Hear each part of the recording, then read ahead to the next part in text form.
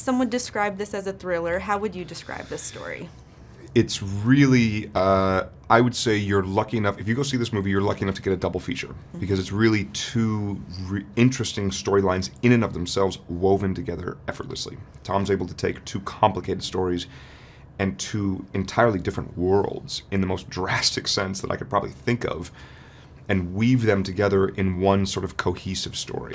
It's very cool. It's very well done.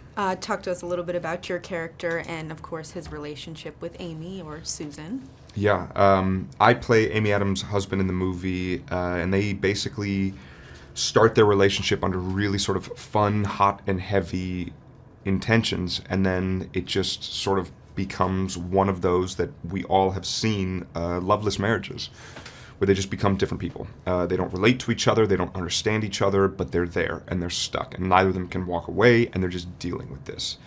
Yeah, I guess that's... How was it? I mean, because you and Amy you don't have a ton of interaction in the movie, but when you do, I mean, you can still tell that there's a bond there, but that there is so much sort of distance between them. How did you two sort of create that relationship? There was a lot of conversations in the beginning in terms of how these two people who have been in this relationship and what it has done to each of them, how each of them processed and deal with it. My character went off and had other affairs and all that, and her character just leapt headfirst into work and art and all that, and both dealt with it in very different ways. Similarly, but very differently to the way that Amy and Jake's characters dealt with their relationship and the dissolving of their relationship in very different ways. Right.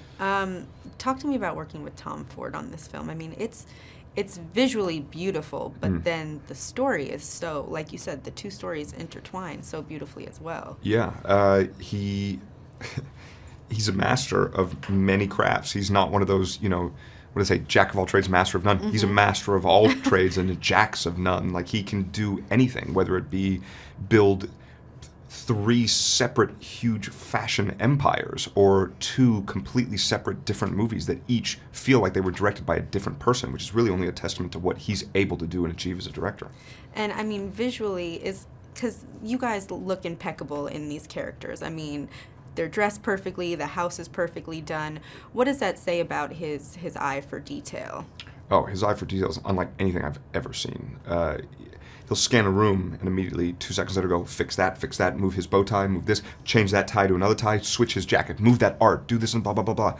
And it's the same thing I can only imagine that when he's sort of like backstage at his catwalk thing, what do you call it? Like a fashion show. Yeah, right. Where he's at like a fashion show and he's back there with the models going, okay, switch this, move that to this, move this, wear this, you wear that, blah, blah, blah, blah, blah. And it's what makes Tom Ford, ultimately.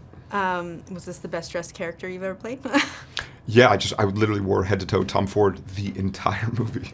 Not a bad perk to it. Not bad. And then my last question for you. I left this film feeling like a variety of different emotions. What do you think? You're welcome. After the audience sees it, will sort of take away. What are the themes you think that they'll connect with? I think that there's not a single person out there who's been through what felt like a really bad breakup, or maybe feels like they're in a relationship like they shouldn't be in, or something like that.